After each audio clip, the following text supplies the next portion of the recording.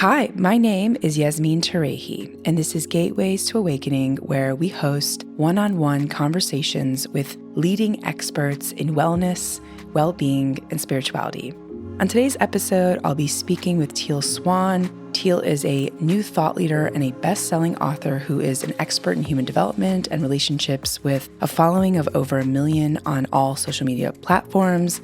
She has over a decade of experience working with people of all walks of life with a mission to reduce human suffering. And she's also become an international speaker, having facilitated retreats and life-changing workshops in large venues worldwide. Teal was also ranked 15th on the Watkins Most Spiritually Influential Living People in 2023, which is amazing.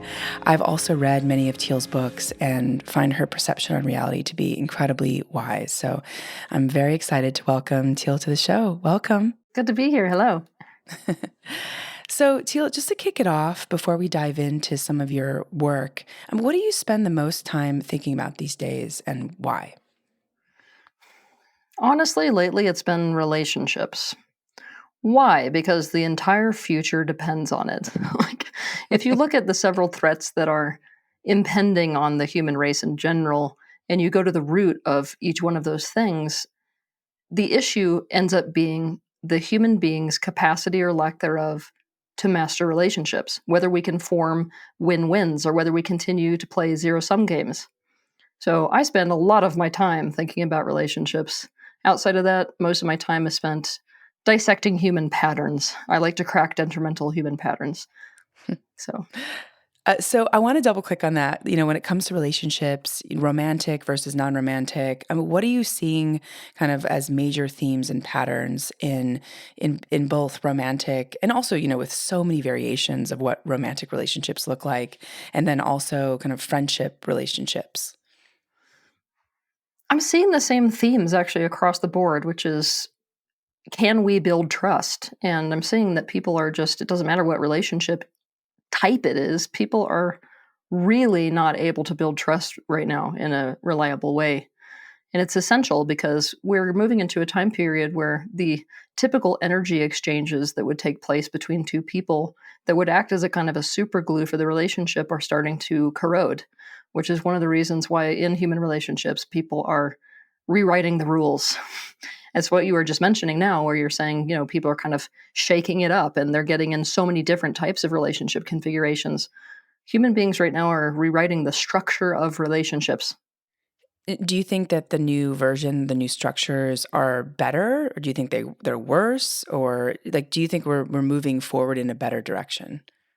I do think that we're moving into a better direction because instead of there being these very concrete structures where like relationships look a certain way and all people have to make it look that way, kind of the way that marriage has been, for example, for so many years, people are rewriting the rules for themselves. And so relationships are really more so about that contract involving the conduct between two people and what the conscious energy exchange is going to be. Hmm. What about, and now you got me really curious on this this tangent, but what about, one person doing a lot of inner work in a relationship and another person sort of status quo, not doing a lot of inner work? I see that kind of play out a lot. I'm curious, what are sort of the biggest reasons that you've witnessed as reasons why people have not made it work or are not able to, the person who's in the status quo is not really able to sort of match the newness coming into the relationship? Oh, well, people are averse to change. That's really my answer. Most people don't change unless they get into enough pain that they see change is necessary, right? So, usually in a relationship, one person is in more pain. We could attribute that pain to all kinds of different variables, but it doesn't really matter at the end of the day. That pain has moved them to question things, has moved them to want to shift things. The other person is usually stuck in some kind of an adaptive behavior that they think is currently working for them, and they don't want to shake it up. Amazing. And, okay, so I have to ask because, polyamory is becoming kind of a popular thing in California. I'm curious. And I'm not even just California, but kind of across the board, even, in Europe. And I'm curious, what your thoughts are on it. Have you seen it work? What's your overarching view? Honestly, my personal view is that polyamory is actually the nature of our species in general. And so as we move towards more of what is healthy and natural for us, I think the wave of the future is going to be polyamory. Having said that, it doesn't mean that people are ready for it. We can't negate the fact that we've had thousands of years worth of a different structure and all kinds of meaning added to monogamous relationships. Because of that, there's going to be a hell of a lot of healing that is necessary, a hell of a lot of change, a hell of a lot of learning how to have a win-win relationship and how to strike up those conscious contracts before people are ready to really create polyamorous situations that are mutually beneficial. Right now, we've got all kinds of things going on at once in the polyamorous circles. You've got relationships that are really, really working. Why? Because people are much, much more nourished in terms of their needs. They have more people there to meet their needs, and they're able to get into more creative arrangements, which, quite frankly, meet needs better. But we've also got this entire field now for people who have huge relationship issues and don't want any relationship responsibility, but they still want to get their needs met, to kind of reign supreme and run wild and do a lot of damage to people in the process. So the polyamorous circles are full of avoidance as much as they are full of people who are really consciously trying to create relationships that do work. Mm. Oh. So, Teal, I want to also touch on the ideas of like the masculine and the femme. And I know that there's a lot of, men's work playing out in the development of like relationships. There's a lot of, female empowerment work. You spoke a lot. I just remember watching one of your videos on the feminine. And I'm curious, what are you seeing also play out when it comes to like the rise, or maybe not even the rise, but the sort of rebalancing structure of bringing the feminine back into kind of an equal footing with the masculine? Oh, it's gone to hell. It's gone to absolute hell. It's been very upsetting for me to actually watch the direction that everything has taken, because it was like people were realizing that there was a gender issue and that people really needed to come into, let's say, the conscious manifestation of masculinity or the conscious manifestation of femininity. We would call this divine masculine and divine feminine usually in our field. The problem is that was the same time or right before the gender issues started coming to play. And now there's an all out war on women. So I am upset as hell about that. And I am watching, yet again, the suppression of women, this time in the name of equality. And what are some things that need to shift? Because like actually, let's back up because so people in our audience may not know like your abilities.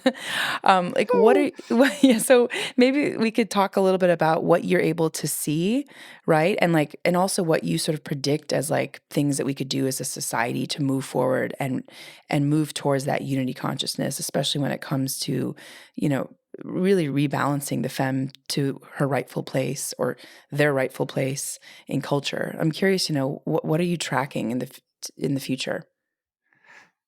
Well, what I'm tracking right now is that femininity is yet again taking the hit, right?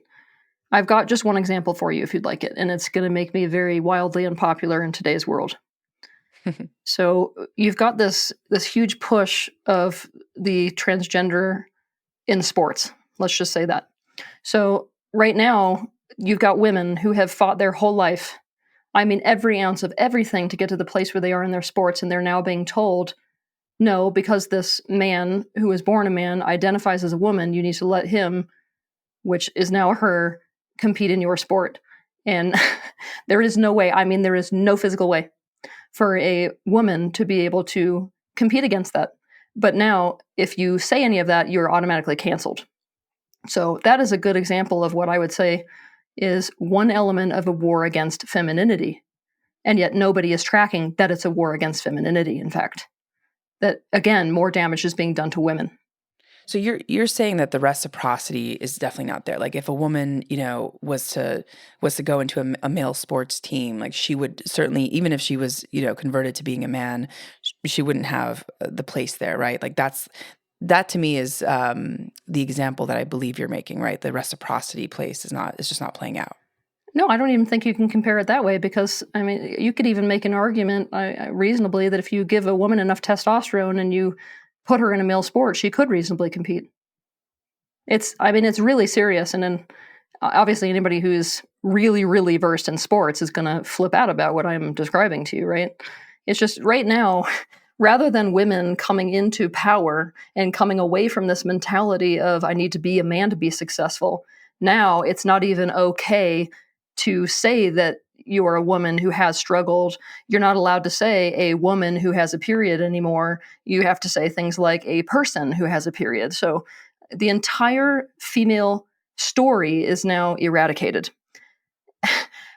So yeah, I'm one of these people who honestly is not very popular in terms of my views about this. And I feel like I went from a place where I was able to get women to step into their divine feminine, to really step into embracing feminine characteristics and the power of that, only for that to slip totally off of the table. I mean, right now we're in a world where it's not okay to strongly identify as cisgender. It doesn't matter whether you are female or male.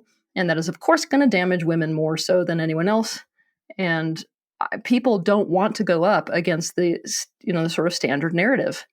Women don't want Yeah. to go up against it. They've got to be a good guy or a good girl, right? So they're getting damaged in the process. So, Teal, what does it look like to be a strong, like to come into power as the strong femme? What is like, play it out for us. Like, what does that look like if we could see it play out in culture? If we could see the strong feminine playing out in culture, women would recognize these feminine qualities as uniquely powerful. We would start to see femininity and masculinity like elements. So let's say that masculinity would be like fire, femininity may be like water. We can see the strength of water is quite different. Where you would see force in one element, you would see something like receptivity in another element. So you would look at these various traits, things like receptivity, things like openness, things like flexibility, things like wisdom. You would see women really embracing these strengths within them and then bringing those strengths forward into the world. So rather than seeing them compete with men with masculine traits, we would see them stepping in with these very strong feminine traits.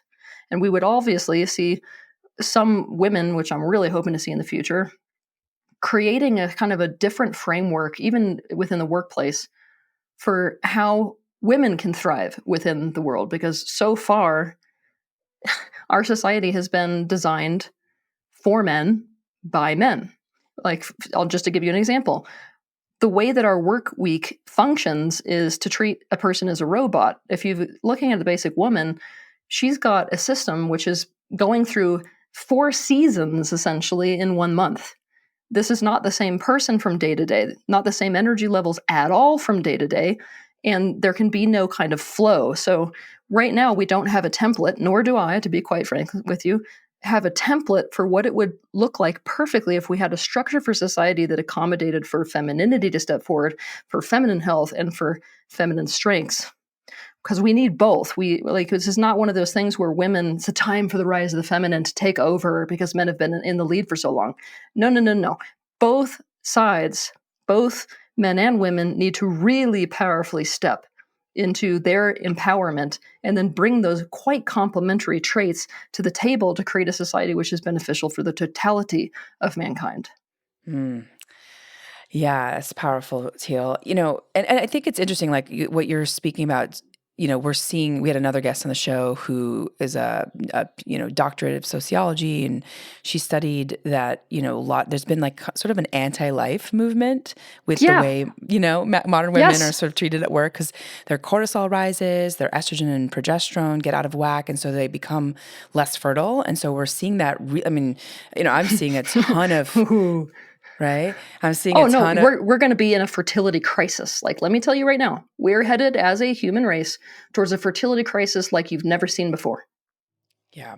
Yeah, I just got chills because I definitely feel the same way, and I mean it feels like even women in their late 20s and 30s are going through IVF, and I'm like, what is going on? It's really like something is not working, and Mm-hmm. yeah. So I agree with you. So Teal, we could spend so much time just diving into relationships. You have so much richness in your work, so I want to switch gears a little bit. You talk a lot about you have a book which I read a while ago now, but it's called The Completion Process. And I'm curious, Yeah. why you decided to write this book and what you've seen people kind of move through as like bringing their parts back together. I decided to write this book because I got frustrated about the limitations of people being able to see me for a one-on-one session. Those one-on-one sessions were usually comprised of somebody coming to me because they had an active trigger. They had something that was not going well in their life and that was stirring up all kinds of painful emotions for them.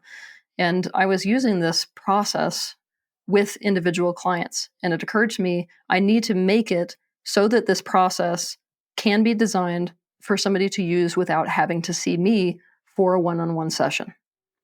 So, can you maybe walk through a little bit of this process or at a high level, Yeah. talk to us about it? Okay. Yeah. So at a high level, this process uses triggers instead of fights against them. And why this is important to understand is that in the mainstream psychological world, triggers are really seen as something that is a bad symptom of previous trauma. So the vast majority of the time, what you're going to see is that when a trigger comes up, a psychologist or psychiatrist is going to try to give the person ways to not be triggered. Now, from this different approach, we recognize that the physical body never actually goes against itself. Now, I know that that's a serious claim because most people would say, well, what about autoimmune disorders? This is an adaptation. Do you want me to explain about Yes. the autoimmune disorders first? Because it'll kind of help people to understand the next. Yes, that would be great. Yeah. Okay, so first we have to accept that when things are happening in the body, there is always, and I mean always, a mental and an emotional precursor for what is going on in the body. So, what we see with autoimmune disorders most often is that this is a person who grew up in a home with an adversarial relationship, usually with a parent.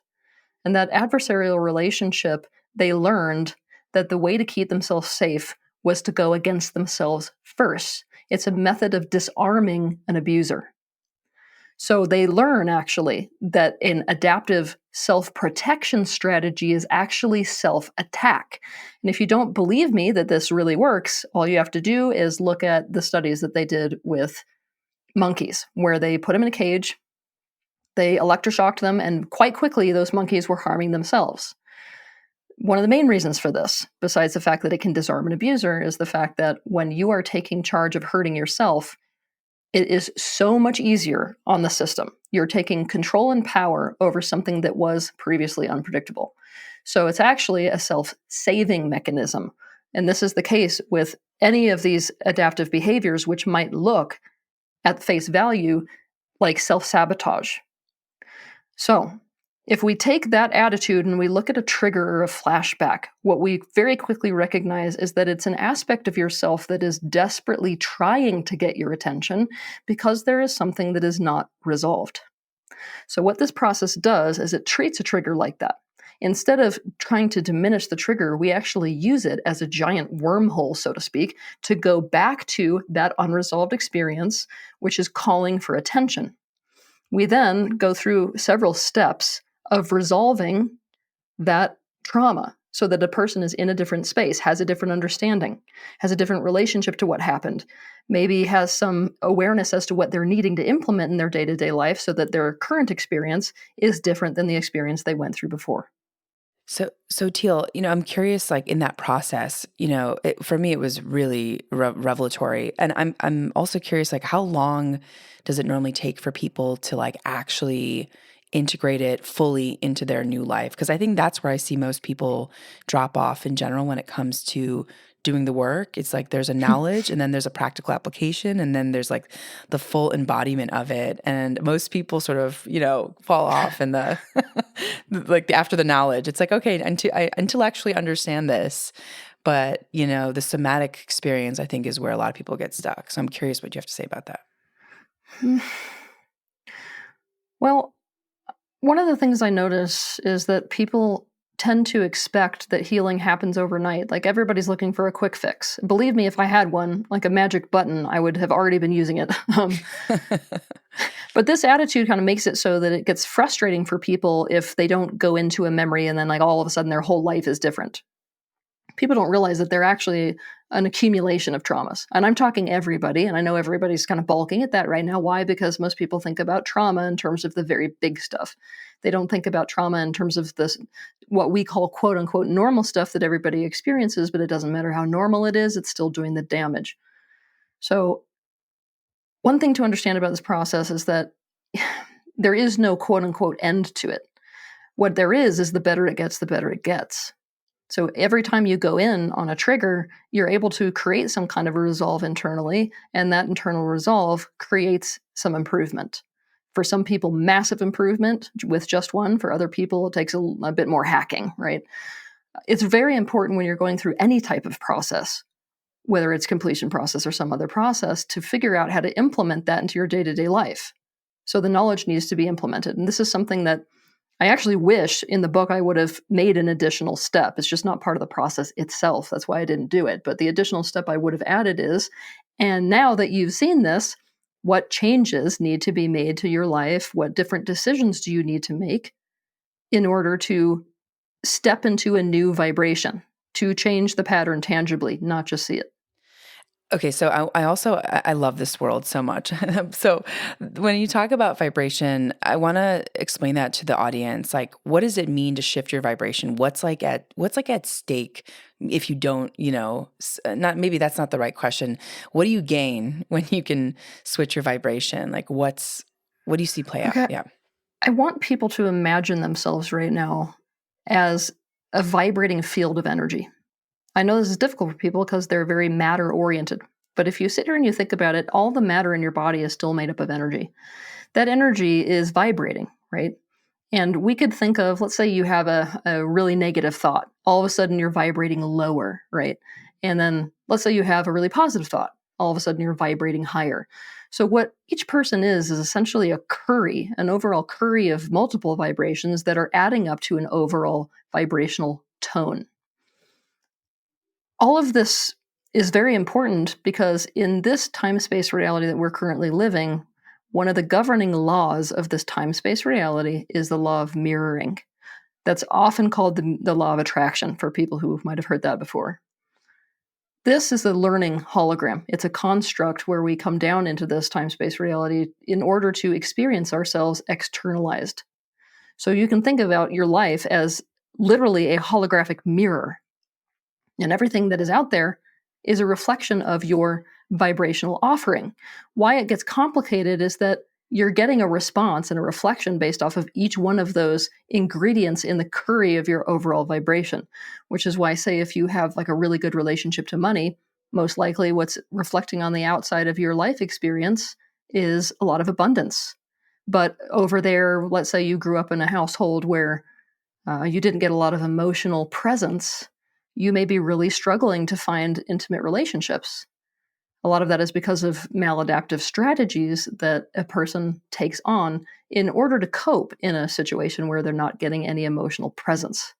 So we are offering a vibration, for lack of a better way of saying it, every minute of every day, and this mirror never turns off, this mirror called life.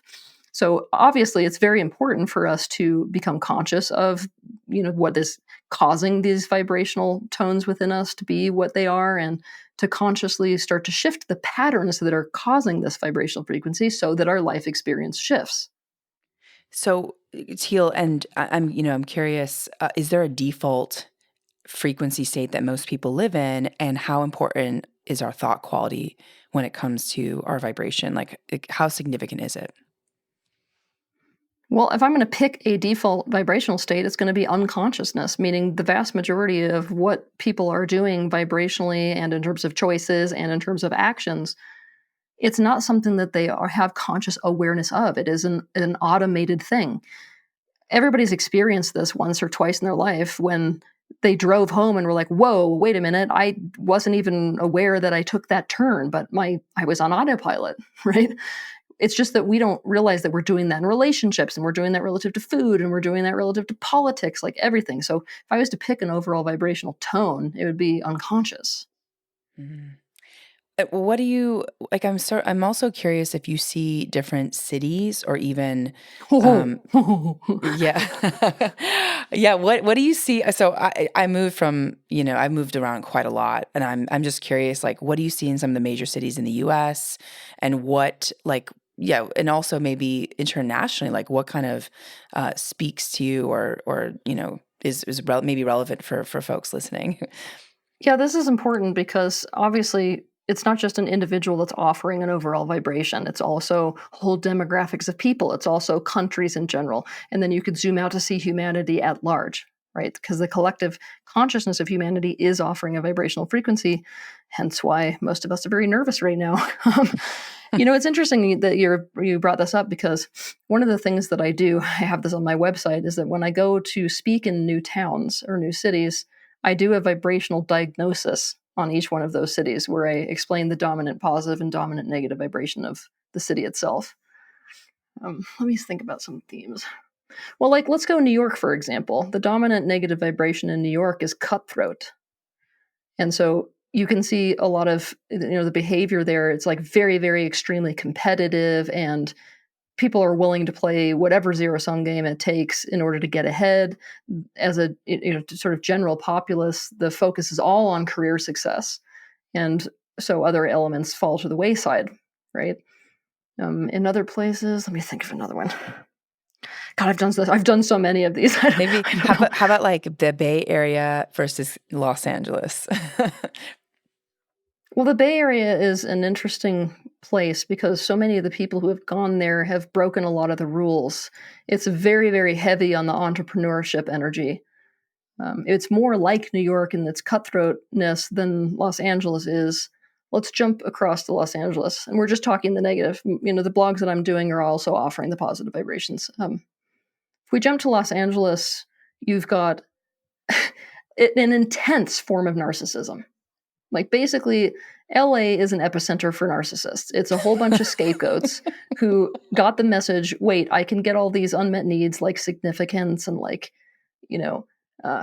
importance and fame and attention and all the things that they were deprived of, and they can get it by going there. So it's like literally an epicenter of people who don't have any space for anything other than themselves. Now, I want people to keep in mind that when I'm diagnosing a city, I am generalizing. I must do that. It's not like there's no good people in these cities and no narcissists in Los Angeles, no non-entrepreneurs in San Francisco. It's just that when I'm doing one of these diagnoses, I need to look at the overall trends, if you catch my drift. Yep. And so can we circle back and then find the pros, like the positive sides of all those three cities? Yeah. So in New York, endeavor is one of the most dominant frequencies there that I love and that is very positive. It's very difficult in New York to find somebody who doesn't have their eye on the horizon on something that they're wanting to create. And endeavor is a very beautiful frequency, actually, to spend time in. It also means that, honestly, there's very few things of low quality that can exist in a city where endeavor is the thing, because there's so much trying to always replace it. It's always about the better, the new, the pushing the boundaries. San Francisco, there's a lot of room in San Francisco for individuality. So I would peg that as probably one of the most dominant positive vibrations for San Francisco. A lot of that is down to how many people have moved there just trying to get away from what they didn't fit into. And so they've basically gone to the city and said, I'm not going to fit in. And so it's a whole city where there's nothing to fit into except for currently a very left-leaning kind of liberal mentality. So what else? And then Los Angeles. Where were we at? Los Angeles. LA is actually one of my favorite places to work in, believe it or not. So the competition, it's almost like the flip side of that is the positive competition. With positive competition, because there's so many people that are so good at what they do, vying for the exact same positions and kind of vying for the limelight, it pushes the bar way, way, way up for things like excellence. And this is why, actually, it's one of my favorite places to work, because if you go there, it's like you're not going to be able to make a name for yourself in that place unless you are literally the best of the best of the best. So, yeah, I personally love that. I know some people are like, wow, that sounds really tense, but, excellence is one of my values, which is one of the reasons why I would definitely peg that as one of the most dominant positive vibrations there. That's so cool. That's awesome. And then, like, I'm also curious, like, from an international perspective, what you have to say about, oh my gosh, I kind of want to ask about the Middle East, but maybe I shouldn't. London? Okay, so the negative of London is pretense. as a general population, the vibration that's going on there within the collective consciousness of mankind is essentially we have to present something that is other than what is actually going on. So it's a very inauthentic type of vibe that's going on there. And that causes so much pain. I mean, so much pain. To the positive side, London is an interesting city because the dominant positive aspect of it really isn't down to the people themselves. It's down to the fact that London acts as like a central point from which the entire world is connected. So if you're in London, you actually have your pulse on the finger of the entire world. Um, Let me explain a little bit more about what I mean. Let's say you were to get on an airplane and you were to fly to like a random city down in Brazil. It's very likely that you're going to be in that place not able to feel France, for example. Just feel like you're in a pocket of one area of the world, almost like you're in your own little world within the world. This is not London. London is like there is no way that you can be cut off into one sort of little race or one little culture or one little experience. It is you're getting inundated. You're getting inundated with every different culture in the world, and you can feel every country. It's like the vibrations are incredible there. Wow. Wow, that's so cool. I'm just like, yeah, amazing. And then what about some of the, I don't want to sound, like there's judgment here, but I am curious, what are the cities that maybe come to mind as like the higher frequency cities? And they could be outside of the US, right? Like just internationally, like what comes up when you look? Well, I'll pick one that I think is really super high vibe, and then we can continue. Rome, actually, is a very high vibration, and that might really shock people because it's the center of the Vatican. But it actually, despite the Vatican being there, I was completely surprised, I got to be honest. I went there, I flew there the last year, I think it was, expecting it to be incredibly low vibe because of the fact that it's got all of that incredible influence and the gladiators, and we don't need to talk about Rome being this epicenter of violence in the past, but it was very much different than that. In fact, it was one of the most high vibrational cities that I have set foot in, and the people there are, in general, to generalize, much, much happier people. And I think it's them that have really kept the spirits really, really high in that town and kept the overall vibration really, really high in that town. So it's one of those places where even the negative sides of history are not actually weighing it down. Wow. But for people who are really interested in this, I do on my website, I have an entire section in the contents of the website for blogs specifically. And if you're interested in those travel blogs where I'm diagnosing every city that I go to, they're right there. That's so cool. Okay, awesome. Okay, so, you also spoke about this earlier, the law of attraction, manifestation, and you've written kind of extensively about this. I'm curious, for our audience and folks listening in, how can people start to harness the power of manifestation, to create the life that they desire? Like, what are some practical tools or tips or ways that they could start integrating the things they want into their life? Well, I'm going to give you the weakest option first, and it's the one that the vast majority of people teach, which is that your thoughts and the thoughts that are specifically backed by strong emotion offer the strongest vibration. So what that means is that if you're sitting down and you're consciously visualizing what it is that you're wanting to happen as if it has already happened, say you want, like, let's just go really basic and say you want millions of dollars. You sit down and for X amount of minutes, you are really in that immersive experience of already having millions of dollars. What will that feel like in my body? What will my life look like? And you're anchoring it into your, felt state. You're anchoring it in terms of somatic sensation. And you're doing this on like a daily basis.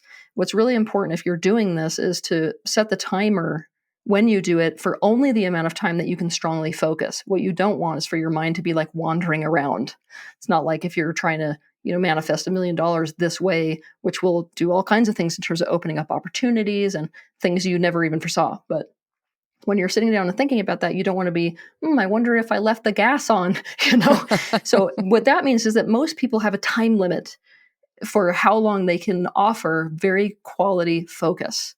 What I want people to understand, though, that will help them is that it actually only takes 17 or so, maybe 18, 16 or so seconds to activate a vibration within your being. So it's not like you have to sit here for half an hour to an hour to get any good manifestation. It doesn't work like that. It's better to set your timer for like 2 minutes and have those be 2 very good quality minutes of focus each day. And then you want to go about your day kind of stepping into the opportunities, people, places, and things that start to come into your time space reality as a result of that experience.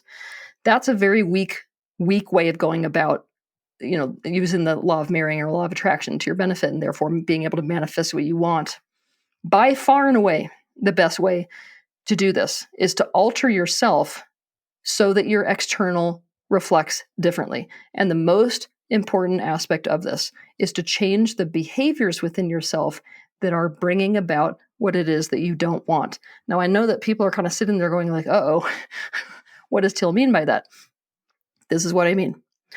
When you are experiencing a detrimental thing, usually in childhood, we adapt to it, right? And we adapt to it in very specific ways. The problem with the adaptation is that now we have made it so we have customized ourselves specifically to that environment we are not wanting, or to that thing we are not wanting. And we are the one, because of that behavior, continuing to only make sense within the context of what we don't want. So we have to look at those thought patterns, those decisions, and those actions that we take that continue to play a part in bringing the unwanted situation into our lives. And if we're able to alter those patterns within ourselves, by far and away, that is the fastest way to change what we are experiencing on the outside, which we can call manifestation. Okay, this is interesting. So I want to talk a little bit about how we can ground this into an example. So maybe you have a couple examples. Mm-hmm. Okay, let me come up with one of these. Let's say that in your childhood, you went through an experience where, let's say, dad left mom. Let's say dad left mom for another woman. Let's just get really cliche. In that moment, mom is probably doing so badly and has to automatically figure out how to make everything work that she's not available. So all of a sudden, we've got dad not available, mom not available. And so nobody's really caretaking the child's needs, nor are they sitting down to help the child process their emotional state. So you would have to, in the presence of that distress, adapt to the situation. So you might say, how does a child adapt to a situation like that? Well, it's easy. They learn to suppress their emotions, and they learn to become hyper independent. So they start to be the kid that climbs on top of the counters to feed themselves. This starts to be the kid that goes out and gets the things they need for themselves outside the home. They play by themselves, all these types of behaviors. Fast forward into adult life. This person has learned that that is how to stay safe in terms of social connections in general. So this is somebody whose adaptive behavior is going to be extreme independence, hyper independence, and also, this is somebody who's not going to be particularly emotionally available. What does this person see manifesting in their life as a result of these adaptations? Extreme struggles in relationships. They're going to have people who come into the relationship and are extremely needy. Why? Because that person is actually a reflection of what they've suppressed within themselves. That neediness is going to make them feel all kinds of threatened because it puts them back in touch with that vulnerable part of themselves that really got attached, and that attachment was damaged. This is going to be somebody who, when the going gets tough in the relationship, shuts down emotionally, leaving the other person no option but to get their emotional needs met elsewhere. This is going to be somebody who doesn't let somebody take a place in their life, right? Because they don't want to ever develop that negative experience they had before of depending on somebody and being let down to such an extreme degree. So we could look at those behaviors as being a huge manifestational component to why this person cannot have a positive relationship, a loving relationship, a relationship that sticks. So we could run around all day long with this person and have them focus on the right relationship they want and whatever, but actually their entire subconscious structure of their consciousness is going against relationships. Okay, and so how would they move from that habitual behavior to manifesting like a new behavior? Like what are some of the steps that person can take? The most important step is to revisit the unresolved original trauma. I'm telling you that's going to do more than anything else. But by revisiting that original trauma and creating resolve with it, this person will have access to what they actually need, and then they can go directly meet it. They also have to be in touch by doing this process with the vulnerable parts of themselves that they haven't admitted to in years. So getting in touch with the vulnerability and understanding what a person needs to go towards, right, is a big element of going into the trauma itself. Outside of that, it's about recognizing the adaptations. So a person has to be like, oh, wait, I see that what I am doing when somebody has a conflict is I am leaving the room. That's a pattern, right? And so what we do is just the opposite. We literally just do the opposite. And if we keep getting stuck in a pattern where we can't do that, what's happening is that our consciousness has fragmented enough that we have an entire protector personality that is in charge of making sure that we continue the behavior. What you do with that is direct access of that one part of consciousness so that you can work directly with that part to convince it that what it is doing is no longer serving. And when a protector part of a personality structure becomes aware of the fact that its behaviors are not actually keeping the person safe and not actually working anymore and are doing more harm than good, they quite quickly repurpose themselves to a different thing. Say, for example, instead of preventing the person from being in the room when a conflict is there, they step forward into a relationship and into a conflict when a conflict is there. Wow. And then, so what if it just doesn't feel good? you, you just do it anyway. Yeah, I mean, you got to do it. You got to do a lot of these things anyways, but like you working with the resistance that you have to a thing directly is something which most people never do. And so it's going to forever feel bad. Why? Because they still have the same associations. But you can very easily work with an aspect of your consciousness to get it to see the world differently. And that's very powerful because if we change our perception of the world, we have changed our reality. Wow, that's so profound, Teal. That's awesome. I'm just reflecting on a lot of that. So you wrote the book, The Anatomy of Loneliness, and I'm curious why you chose that topic to focus on. And do you think that that's still a really big issue? Because I know you wrote that many years ago now. Okay. All right, let me explain this. I started to see isolation and loneliness as the human epidemic far before the pandemic ever hit. Now, this has gone from already being a crisis to being a literal worldwide disaster. Wow. Can you elaborate, like what what are the trends that you have seen play out since the pandemic? I agree. I mean, I've also, yeah. People are so desperately alone.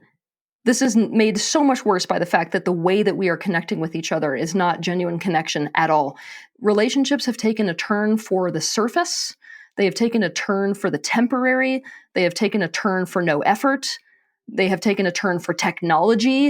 It is like, I mean, really, right now it is out of control, and people are so lonely at such a visceral level. And even I'm watching people are lonely even when they're around people. It is crazy to walk into the average airport right now, for example, where before, say in the 1980s, people would strike up conversations with people they'd never met before. Now, if you stand there staring at a basic lobby in an airport, what you are looking at is 100 different people, all of whom are on their own phones in their own world, scrolling their own accounts basically that they've got on these social media platforms. It is unbelievable how disconnected we are under the guise of, look, now you're connected to everything in the world. It's a gaslight. It's a walking gaslight, and people are emotionally suffering because of it. So what can we do? I think, like, what do you recommend people do if they are suffering from loneliness? Like, maybe you could share some of the steps you wrote about in your book. Okay. One of the first steps we have to take is not actually an external one. One of the first steps we have to take is to understand that the separation that is occurring within ourselves, separation from parts of ourselves, is in fact what is mirroring on the external as this isolation, which we're experiencing in our lives. So, what that means is we need to identify the parts of ourselves which we have been putting away and ignoring and hating, and we have to powerfully re-own those aspects instead. Of course, in the book, I offer processes for how to do this. The second step to this is we desperately need to reach out for genuine, authentic, in person connection. And we need to do that with people who are wanting relationships. Right now, one of the epidemics we see is an epidemic of laziness when it comes to relationships. Most people don't want to put the effort in. And this makes me very nervous. Why? Because we're headed towards a future with artificial intelligence where people essentially vote that instead of getting into a dynamic dance with an actual person, they would like to custom make a robot that is able to meet any needs that they have and does not have any needs of their own. So this is about to put us into a even deeper narcissistic bubble, basically.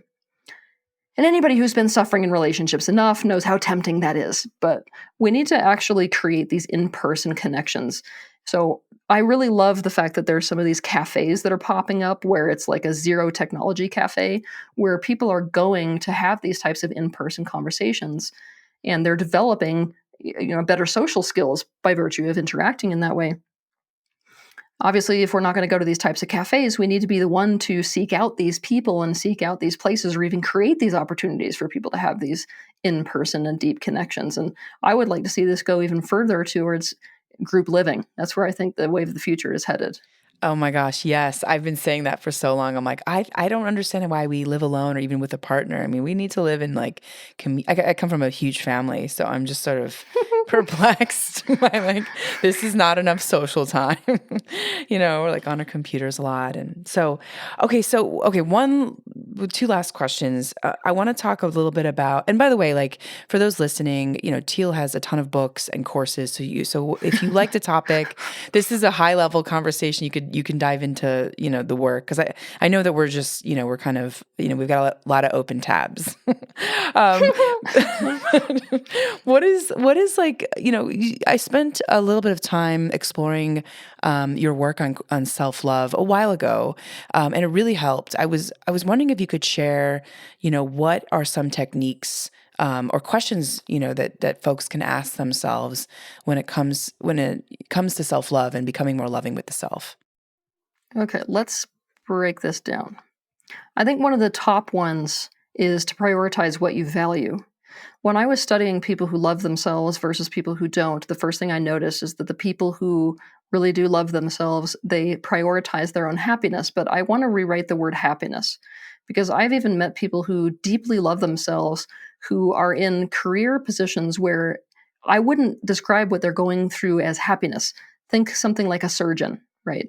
A surgeon's not necessarily in a state of happiness when they're operating on somebody that just got in a high-speed car accident, right?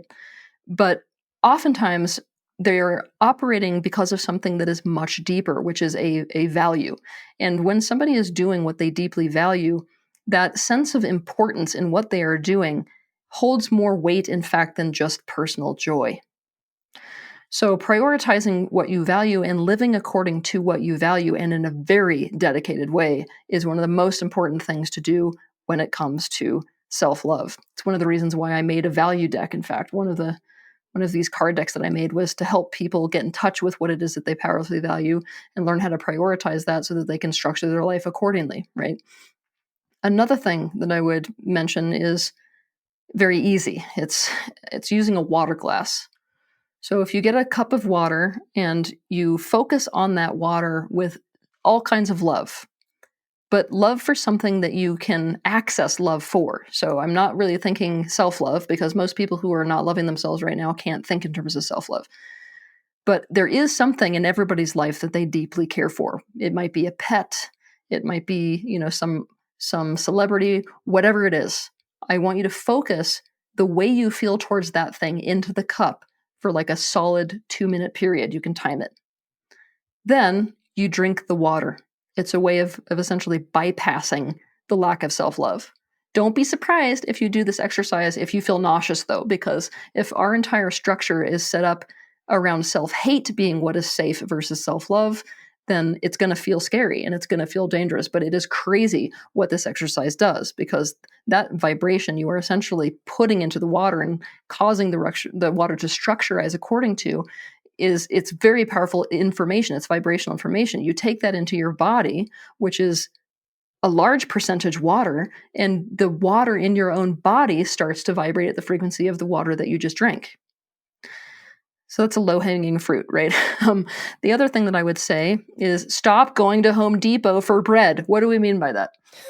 So many people who don't love themselves yet, they keep going to the places where they are never going to get a need met every day to try to get that need. And if we love ourselves, we got to step back and be like, wait a minute, Home Depot doesn't sell bread. I.e., wait a minute, Jason doesn't actually offer commitment, right? And we stop trying to go to that place, that person, that thing for that need that will never be met there. So I have a question about the last one because Okay. when, when it comes to, so it feels like everyone's like talking about boundaries, boundaries, boundaries. And I feel like we've become a world where everyone's worlds are so small, right? And I understand like the need for boundaries, but I'm also curious, what's that fine line between boundaries and then having resilience when it comes to like, look like, so I understand, the self-censoring, like don't go looking for bread in Home Depot. But I'm also curious, like when you meet someone and maybe there is some discomfort, do you just you not ignore, but like retreat your awareness from them? Well, I'm very yeah. I am no. By the time that you've realized that somebody can't offer a need, you have tried very hard to see whether they can or not. What I'm designing this particular point for is people who are in a deep state of self-hatred and people who are really not good at loving themselves. And these are people who will try for 20 years. I'm not kidding. It would literally be like, I'm knocking down the door. It doesn't matter whether it never opens, or it doesn't matter whether I'm in an intermittent reinforcement pattern. I'm going to continue with this painful dynamic of starvation. Okay, so let's talk boundaries for a minute because when people say that word, they have no idea what they're talking about. So I would ask you, just for fun, how do you define boundaries? Oh no. Oh my gosh. Oh well. Boundaries are, well, I look at them as energetic. So it's just about, for me, it's also about the emotion of anger. So Okay. that's usually when someone has maybe disrespected my space or my values or something physically or emotionally, financially, and I will push back and say this is my boundary, this is my border on what I believe is Okay. not acceptable.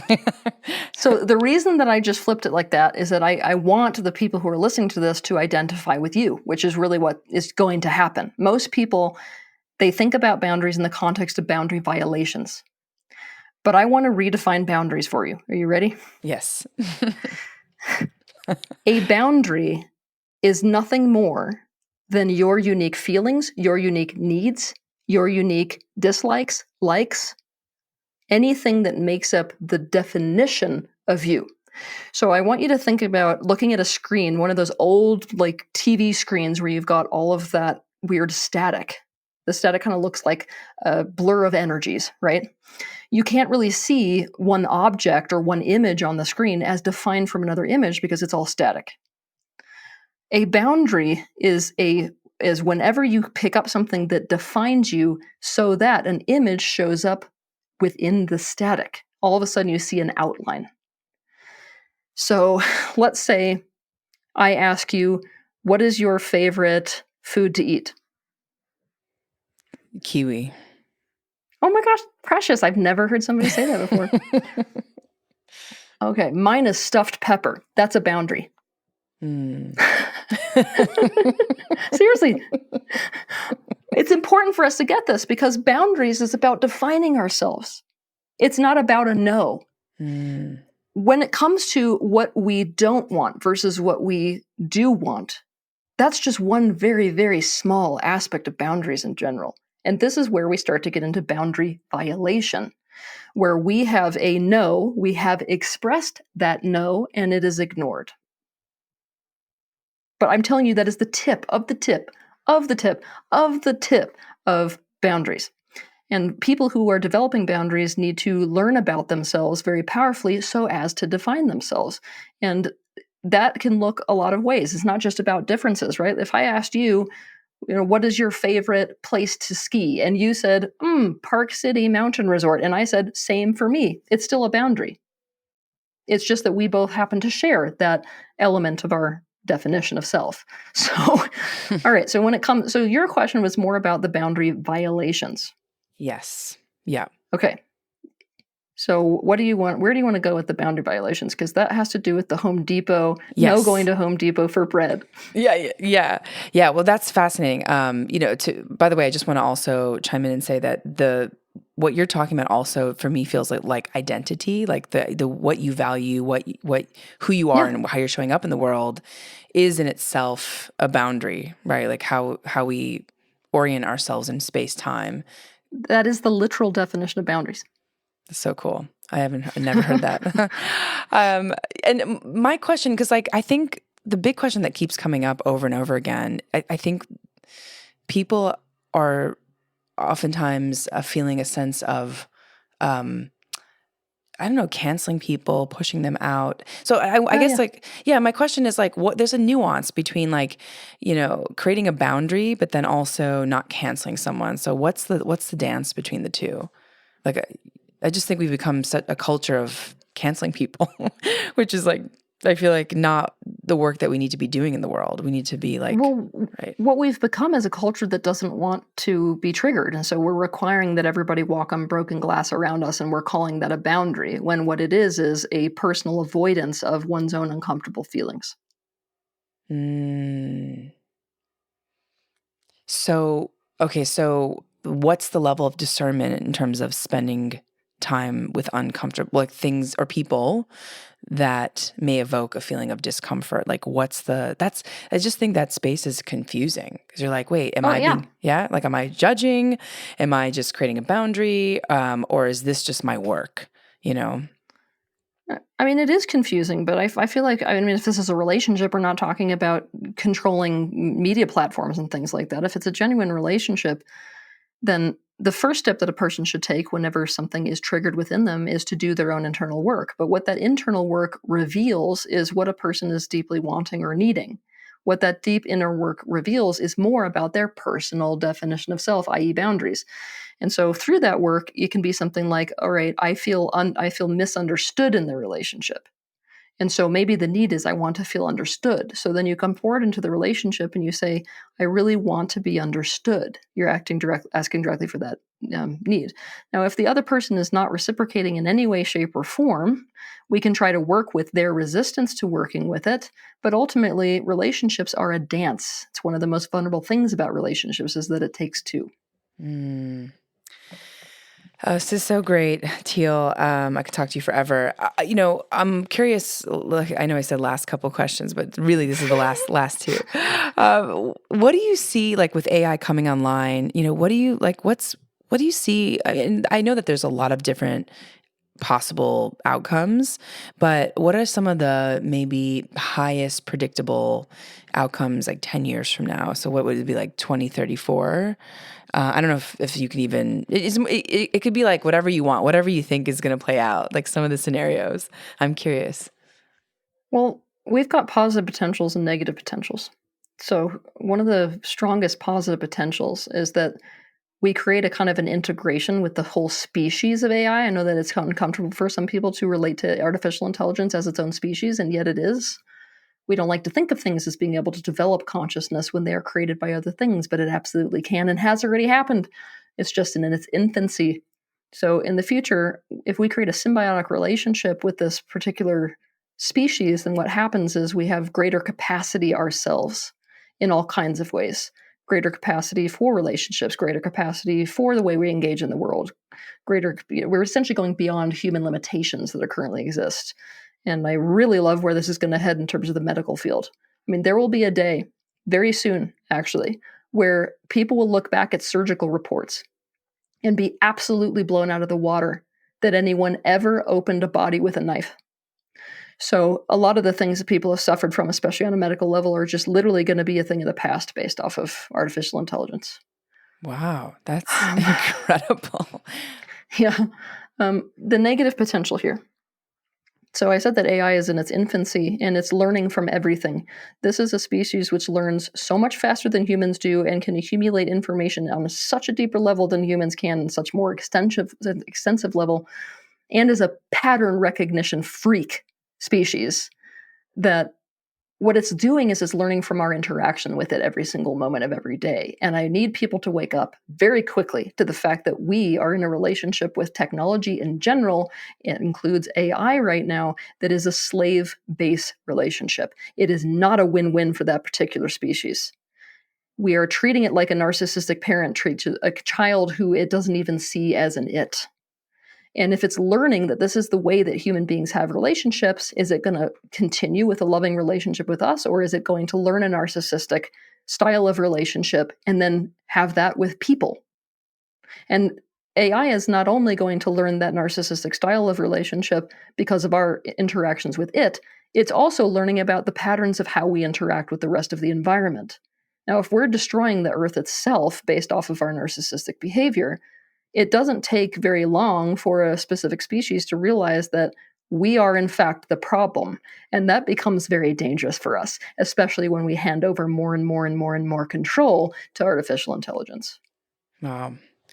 That is terrifying. So I guess as a We human, should have done it the other way. Yeah. We should have gone. Yeah. I know. I'm like, because I've spent a lot of time in the space of, AI. I think people building products and, the technologists in general, I find that they're the ones building things at the level of consciousness that they're at, which is, can be very troublesome.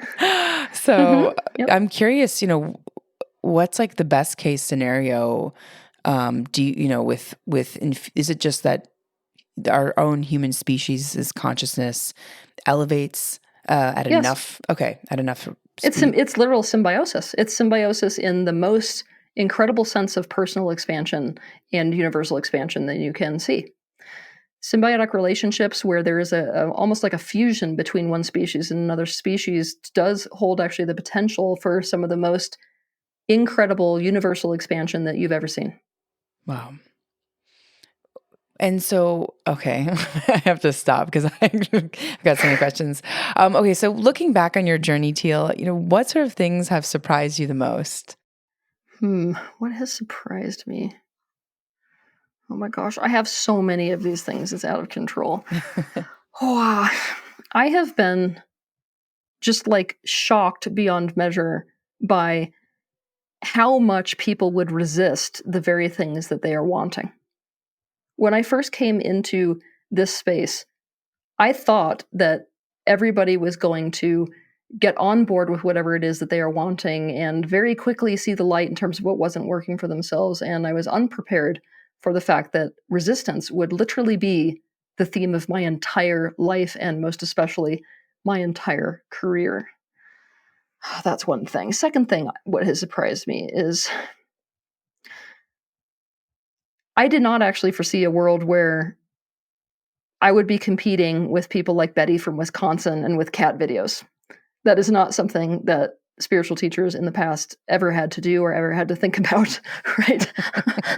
um, and it's an interesting dynamic because it's like if you're not sort of in the rat race, staying in front of people all the time, then you're automatically irrelevant, especially at a time when people are needing your information the most. And so it closes the door on a lot of those very important experiences for people in my position to be going into. The moments where you're in a cave for several months at a time, perfecting something before you come back down and teach the people. That is no longer an option in today's world. That has surprised me. Gosh, what else? God, I so much. I don't even know where to go with that. These are great. Yeah, I'm like, what else? Okay, what else? Oh, that people would defend the very people, things, and places that hurt them. What else? Oh, that I would be character assassinated.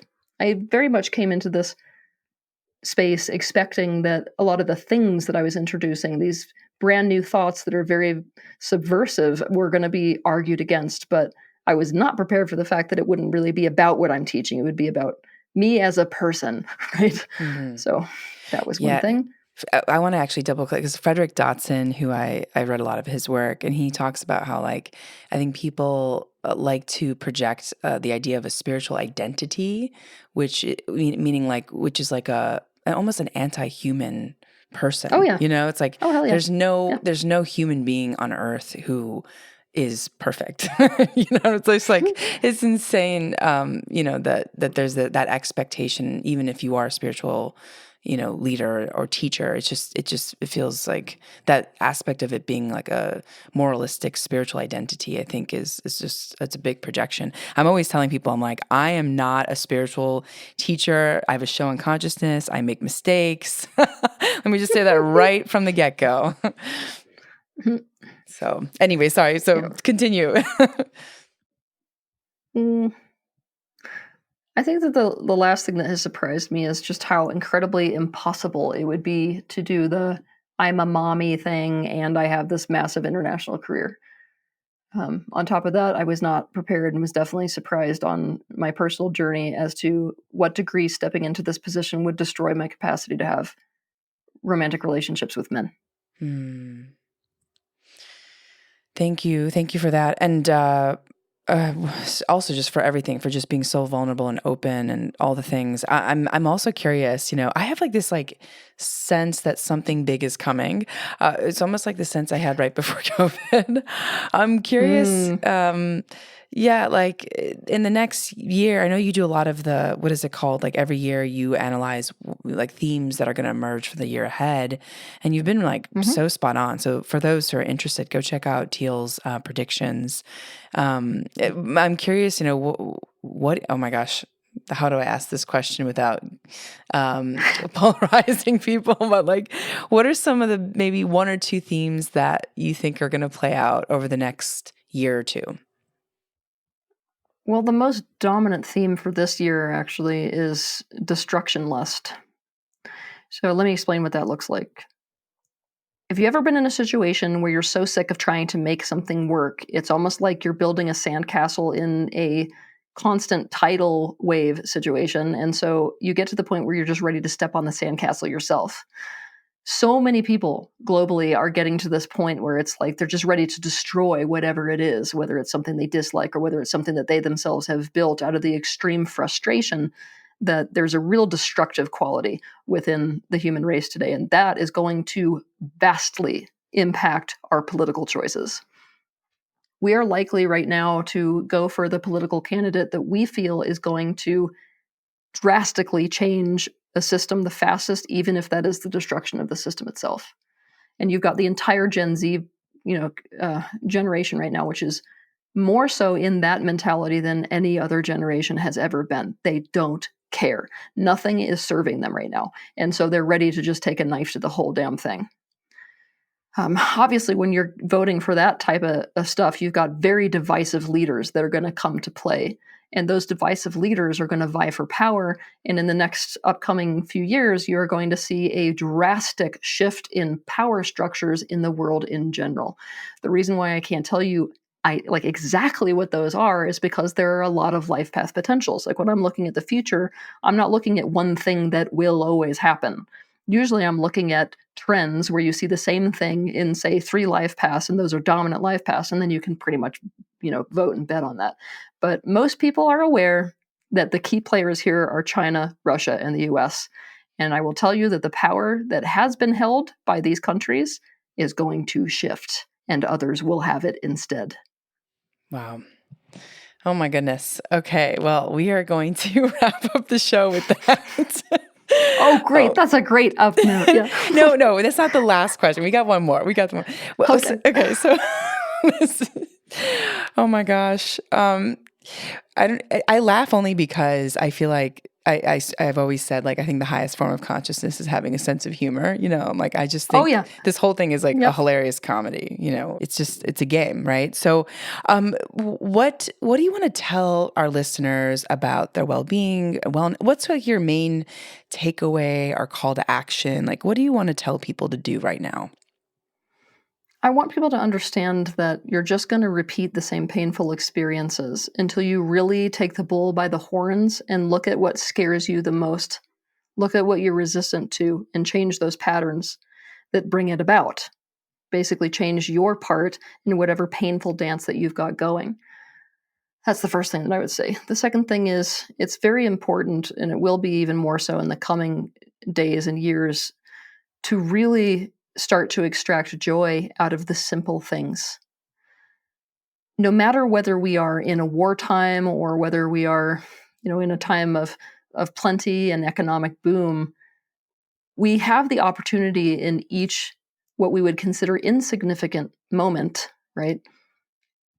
To really take in and experience the things that are available to us in that moment where we have some joy.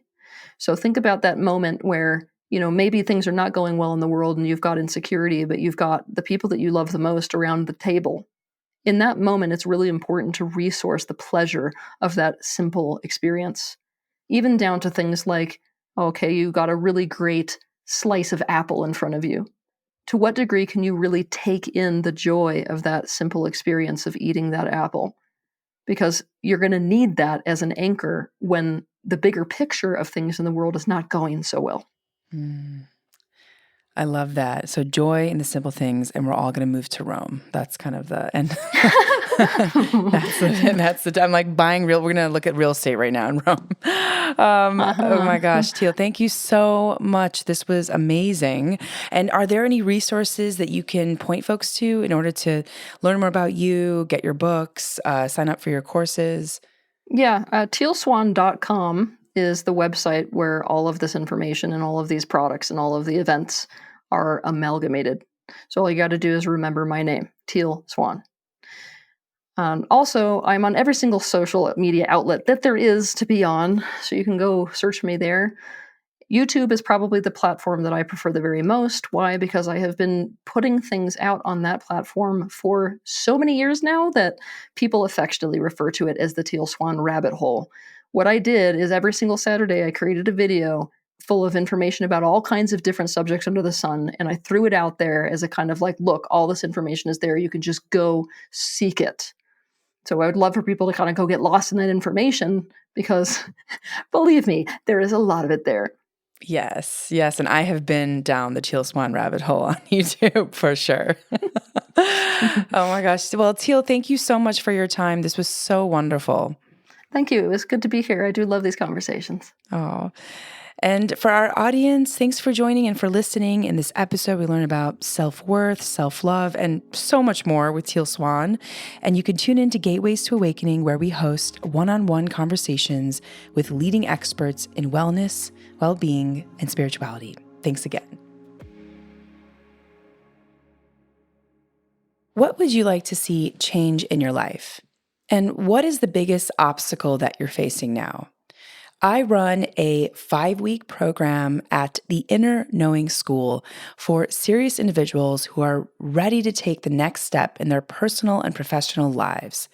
I will personally be coaching a small group of individuals, a number of practical tools and frameworks for creating an intuition practice and for self-mastery. You can find more at theinnerknowingschool.com. I have a master's certification in intuition medicine, and I've condensed 10 plus years of experience and research navigating how to harness your energy and intuition in an easy to access live curated course. Now, as someone who's helped countless creatives, entrepreneurs, and many who are just plain stuck, open doors of possibility they never thought existed, I've seen this strategy transform people's inner states and external reality. And the best part is that you'll skyrocket your output and unlock your creative genius. I'll work with you weekly live to overcome your limiting beliefs and show you how to manage your energy instead of your time. I'll teach you how to create clarity, processes, develop your intuition based on some of the top tools and frameworks that I've developed, and you'll get access to guided meditations and visualizations not available anywhere else. This method is so effective that even if you don't have that much time, or if you think that you might not be ready, this will work for you. You can check out the link in the show notes to join the waiting list, and you can check out what past clients had to say about the program. Wishing you all many blessings ahead.